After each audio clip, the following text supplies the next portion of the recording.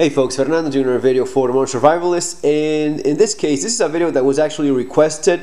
It's gonna be some of the lessons learned, some of the 20 most important lessons learned based on a conversation, about a 2-hour interview I had with Daniel. He's a prepper, a survivalist in Venezuela. He has a channel himself, but it's in Spanish. He doesn't speak English. The channel is called Bushcraft and Survival. I'll leave the link below in case you know Spanish. Absolutely worth his checking out his channel, and of course check out the interview that is in my Spanish channel, which I have a Spanish channel as well. It's called Supervivencia Moderna. I'll leave the link for my Spanish channel, for Daniel's channel as well, and for my Instagram, which I'm keeping up rather well lately, which is called Fairfile308. That's my Instagram. I'll leave the link for that too. So it was a great conversation, guys. A lot of lessons learned, a lot of things confirmed and reconfirmed, and some of those, many of the things I talk about in this channel all the time.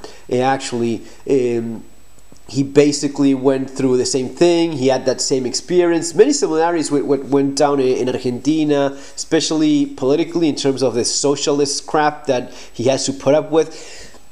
For those of you that are not familiar, Venezuela started down that path of socialism and left-leaning politics a long time ago. Daniel actually has been suffering this most of his entire life. The first time he voted as an adult, the first time he got to vote, he voted against Hugo Chavez. And since then, well, it's been downhill since then. Argentina kind of had a couple of moments, well, especially with Mauricio Macri, had a chance of redeeming itself for 4 years, didn't take full advantage of that, went down the same route again with Cristina Kirchner. So a lot of similarities. I mean, it's not always the case that you talk with someone and you agree with him 100% on pretty much everything that you talk about. Let's get right to it, because if not, it's going to be a super long video, and I want you guys to get the most out of it. Number one, the most important thing you learned from this conversation was Daniel's greatest regret: not leaving in time. This is something I've talked about so many times in my channel, in my books as well.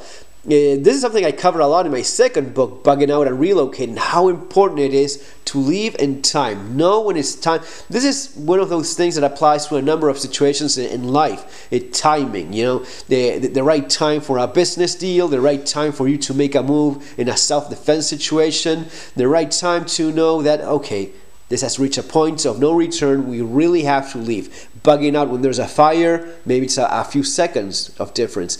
Bugging out when there's a political mess like happened in Venezuela. Maybe you had years to leave. Maybe you had years to leave, but you didn't make that decision. This is clearly one of his greatest regrets, and the one thing he could change. And this is one of the things you come across quite often when you talk with folks that have gone through this kind of stuff. May that be a country going down in a bad political or social direction, or some major event where you had some time to leave, make that a flood or whatever. You had some time to get out of there, you just didn't do it quite well, and that's something you have to live with. So that would be, yeah, the biggest thing. Number two would be, a year of food may not be enough. You know, we often think of, oh, I have a year of food. Well, that's fantastic. Good for you, my friend. A year of food may not be enough. And this is something, again, I've talked about in my books, especially in my last one, when I specifically say, you know, a year of food, that would be your goal. But it doesn't mean that's going to be enough for everything. It means that you have some time. It means that you have a year. But like in the case of Daniel, he specifically told me, you know, Fernando, when I saw this going down this way, when Hugo Chavez won and then Maduro, I thought I have, you know, maybe a year. He bought a year and a half worth of food. He used all his savings to buy a year and a half worth of food. Keep in mind, prices were probably already quite high. But even then, that was not enough, because you're talking about, I don't know, 20 years of this going on. So that's why it's important to, going back to point number one, know when you can leave, because if not, no amount of food will be enough. No amount of anything will be enough when things go down this bad. Number three, a gun Sure, you need one, you want one for self-defense, but at the same time, if it's visible, it can make you a target. And Daniel would tell me during this interview, if you had a nice Glock and people knew you had a Glock or you had some other gun or something, you would be targeted specifically because of the gun. Guns have been outlawed for civilians in Venezuela, except for those that are loyal to the party. They have like a card, like a communist loyal card, like it's called like patriotic card or something like that. Socialists are very good at coming up with names for things as to disguise them as something else. Even their own name, like socialism, like we care about society, the least thing they care about is society, people. But that's the name in which they describe themselves with. So the patriotic card would be like a communist loyalty card. If you have that, you can have access to cheaper food, fuel, and you can have access to guns, which you are expected to use against your fellow citizens when they step out of line. Very interesting. So, one of the things Daniel was telling me is, if people know you have a gun, you may be killed for that gun. Even police officers, people from the party that have the gun, they end up getting killed as well. Many of them are criminals. They have their loyalty card, they legally get their AK-47, they use that to steal and commit crimes. What's very interesting about that is something that I had talked about many times in the past, the idea of your first gun being a handgun. One of the main reasons for that is it can be kept concealed. You keep it hidden. You don't tell everyone that you have a gun. It's just something that you keep to yourself, because that gun makes you a target. It is something very common in other parts of the world that a gun is extremely valuable. You want to keep it well hidden. You cannot do that with a long gun, okay? So that's why you have that advantage with long guns. Number 4, learn to repair everything. Right? He was telling me how he has to repair electric appliances, washing machines, everything. You kind of have to be good at repairing everything, because there's just not enough stuff to go around. When the currency is worth absolutely nothing, what you have is kind of what you're left with. Number 5, friends leave.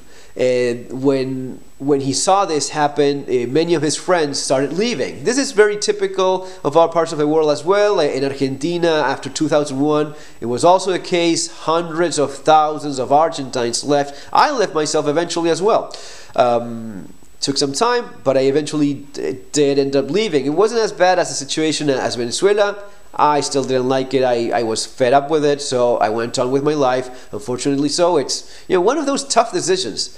Daniel was telling me, you left, you did the right move. Yeah, at the same time, it wasn't as bad as his situation. His was worse, but it's also true that his was also a slow slide into that kind of world. Doesn't happen overnight, and it's so easy to judge when you're not in those shoes, but it just catches you by surprise. You just don't want to leave stuff behind. You just don't want to quit your life, which you worked so hard for. That is one of the things that I'm going to be talking in one of the following points.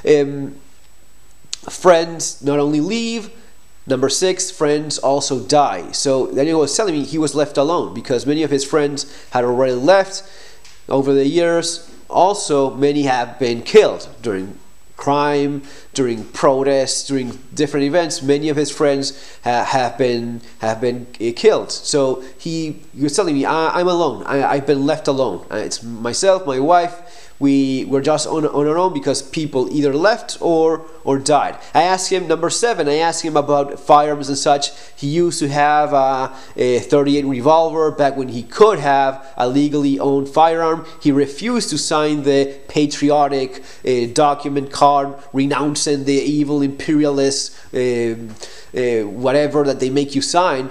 So he refused to do that, and he doesn't have the card, and of course he's not part of that party. But when I asked him about guns, which gun would you kind of like to have if you could have your secret little wish, something that you could have? A Glock 9mm makes perfect sense. I would want a Glock 9mm in that same situation as well. Number 8, homesteading isn't as easy as you probably think it is, and it's not the magic bullet for this either. That number 8. So I asked him specifically, hey, there's this big idea across many preppers in the United States that you have the thing is being a homesteader. You have a piece of land, you work that, you have your solar, you have you grow your own vegetables, your food, you have some animals, some chickens, eggs, all that good stuff. That is the right thing to do, and that supposedly prepares you for a situation like Venezuela? No. Why not? And he says, well, you can go to my channel and you can see in my channel how I show some of these abandoned homesteads and farms.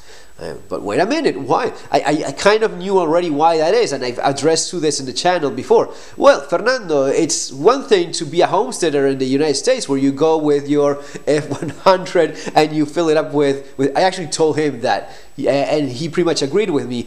He was saying that you just don't have supplies, you don't have fertilizer, you don't have pesticides, you don't have medicine for the animals if you have a farm. You're just lacking so much on resources that many of the things you took for granted are missing, and you cannot have that kind of agricultural setup that you used to have. And I told him, yes, it's super easy to be a homesteader in the United States when you drop by with your F-150 loaded up with stuff, a couple $1,000 of stuff, you go back to your homestead and you have everything. If you don't have that, it is a lot more difficult or even downright impossible. He told me specifically of large plantations that they used to have in Venezuela, oranges. You know, kind of like Florida. Imagine Florida when you have so many oranges and so many agricultural produce being made. That doesn't exist anymore in Venezuela, because it turns out that those oranges are not local to that climate, to that region, and without a serious amount of fertilizer, pesticides, and pile of other supplies that you need, you cannot sustain that. So all of that is over. So I asked him, what about naturally produced stuff? You know, he says, yeah, mangoes would be one of the things that grows naturally here. Sure, that's what poor people eat. You go into the jungle and you just grab mangoes, which are all over the place, but doesn't make much of a sustainable diet. Just eat mango and a couple little different things. I asked him specifically about, okay, what about on the coast when you can go fishing? Hunting, you know, well, first of all, firearms are outlawed, so you have to find other ways of hunting. But even that, anything that people can kill and eat, they effectively kill it and eat it. They've pretty much decimated the population of doves in different parts of the country. As we've addressed before in this channel many times, hunting is not a sustainable way of procuring food for an entire country that has gone down into this kind of madness. So much about, it's one thing to get your farm, your homestead going when you have all of this stuff. When you don't have, plan for it. If it's what you do, plan for, okay, how would I get around if I cannot have anything else? That is kind of the reality these guys live with. Number 9, living off the land is even less easy than you thought, and I think I talked about that already. 10, socialism sucks. We all know that. I've been accused of being a socialist before in some stupid forums. No, not the. It's so easy to talk bullshit online, and people think that because you come from a place that has that going on, like, you know, I had that in Argentina, or Daniel suffers this in the flesh in Venezuela. You couldn't find people that have understood and are as disgusted by this as us, as people like myself and Daniel. We've suffered this. Folks on forums that talk crap, they just know how to talk crap. They have very little life experience in this sort of thing. They've never had to suffer this. If you've ever had to put up with this nonsense, you know how upsetting it is. And it kind of pisses you off when people accuse you of being exactly what you leave behind, exactly a reason why you were forced to leave behind your country, or the reason exactly why your country has become a hellhole like it is Venezuela, and you have no other option like Daniel to just roll with the punches and put up with that because it is the hand you've been dealt. But it has so many, it is so vicious, so cruel, the way in which the population suffers these things. Of course, they have a blind following, a blind cult following to a degree, but there's a lot of people that would like nothing else, nothing more than to see all of this gone. Okay. Number 11, have several sources of income. If there's something socialists are very good at, is destroying job opportunities, industry, innovation. We all know that they are perfect at destroying any kind of creativity or entrepreneur mentality. So this happened to Daniel. He had a couple of good businesses. He had a nice upper middle class standard of living. All of that has been lost. And one of the things we were talking about with him is, if you have one source of income, one way of earning a living, find other ways, have other alternatives. If you work for some other company or whatever, have your side gig. You never know when something dries up and you have to go to another well and make your living out of that, or at least supplement your income with it. Daniel, he's using his channel, and I encourage you guys to go to his channel, use the subtitles and the translation option in YouTube, which is available, and if you can, donate a few bucks to his channel, to him, through, I think he has a PayPal setup. That would be great, and the content in his channel is actually very good as well. Number 12, politics matter, and kind of point 10 regarding socialism. It's not just about socialism. Any kind of, I've been thinking about this for many years now. It's disguised under different names or things, but basically when you have a political mafia that is basically corrupt, incompetent, doesn't matter what brand they kind of like using, if it's either far left, far right, whatever they feel as identifying with or call themselves as, if it's corrupt, if it's dishonest, you cannot support that in any way. That will one day come back and bite you in the ass. Doesn't matter what it is. If it's corruption, if it's dishonesty, if it's rotten from within, whatever else they're saying, talk is cheap.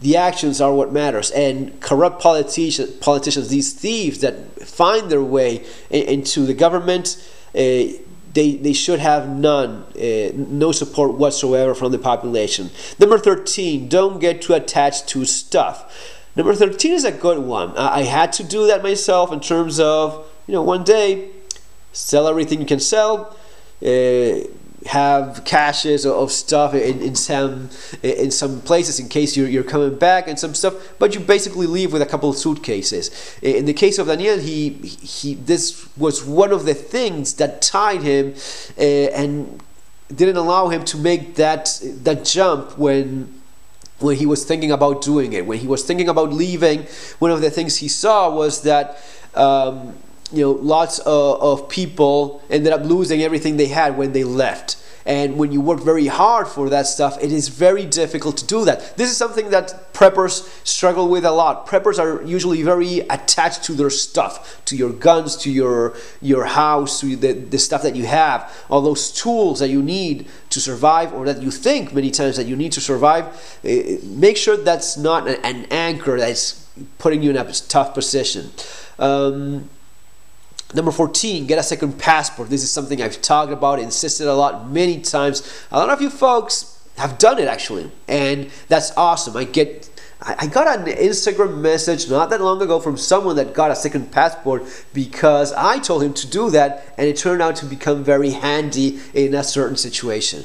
Do yourself a favor, for crying out loud. If you have any chance of getting a second passport, second citizenship, no matter where it is a tool that I could talk for hours about how valuable this can be, including on what you're seeing right now in terms of a pandemic. But more of that maybe in a separate video, so as to not make this super long.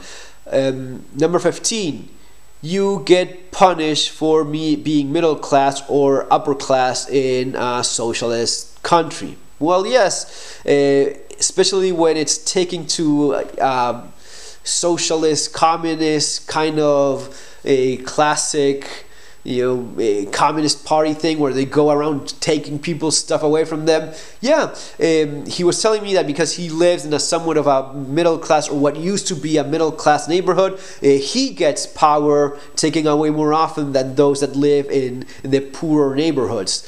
He gets less water than the rest, so it's a way of punishing. One of the other things he told me that, again, one of the reasons why he was so hesitant to leave was that the moment that people left, they would take their houses away. So let's suppose things are getting kind of tough. You want to leave your house, but that house is going to be taken away from you by the government. They will have their loyalist, patriotic card holders see that happen, and they'll take your house away from you. They will put someone else living in there, they'll take it away. You have no chance of selling that house and getting a single cent back from that. Tell me how many of you guys would just walk away on your house, quit, and give up?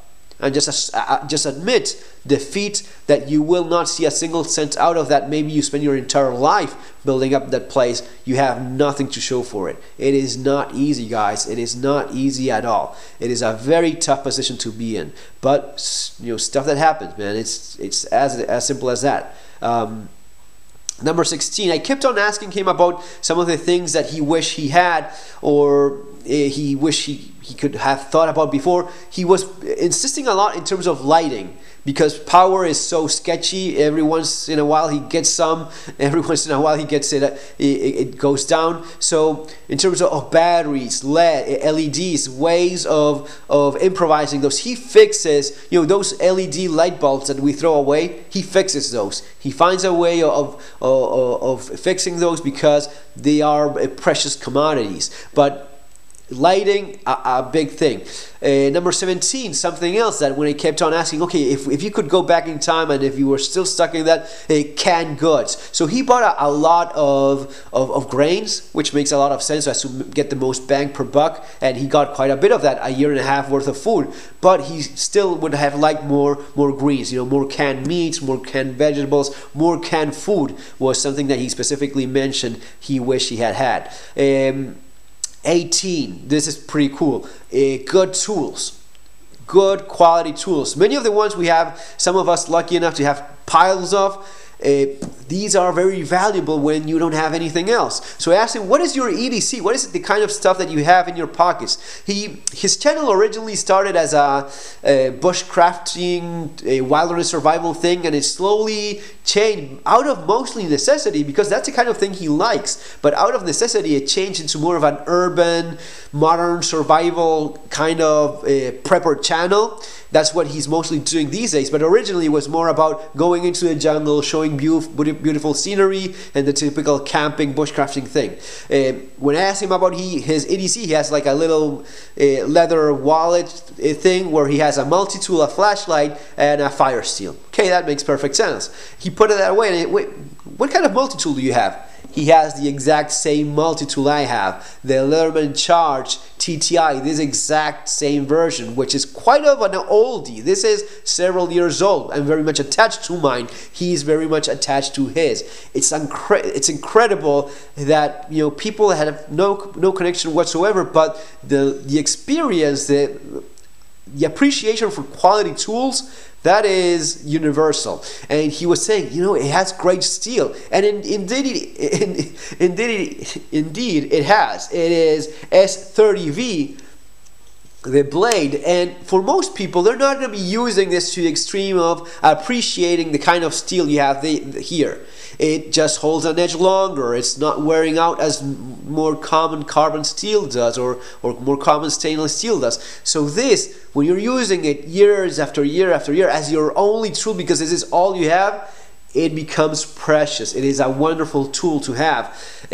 Good tools in general, I think that's my point here in point 18. Good tools in general can be priceless in that kind of situation, even if many times we just take them for granted. Trying to wrap this up.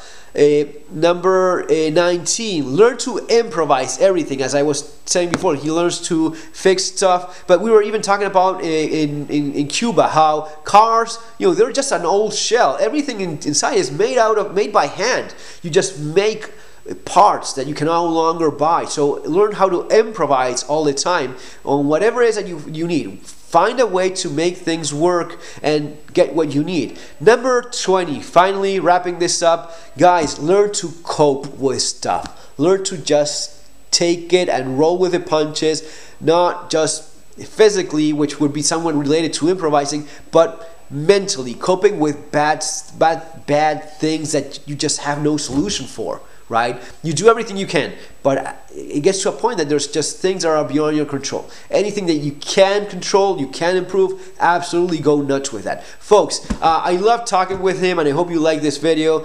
Lots of these things are things that I've been repeating, talking year after year. This is stuff that I've described in my books, and I will recommend it again. Street survival skills. Do yourself a favor and get it, especially if you like this one, which a lot of people are buying right now because of the situation and the obvious economic hardships we're going to be seeing soon. A lot of people bought this, are still buying it, and still telling me they love it. The Modern Survival Manual, Surviving the Economic Collapse. If you're going to be buying one book, probably get this one. If you like this one, you're going to be loving this one because it's kind of like many of the skills described in the first one explained better here. But folks, that's it. I hope you like this video. Have an awesome day. See you in the next one.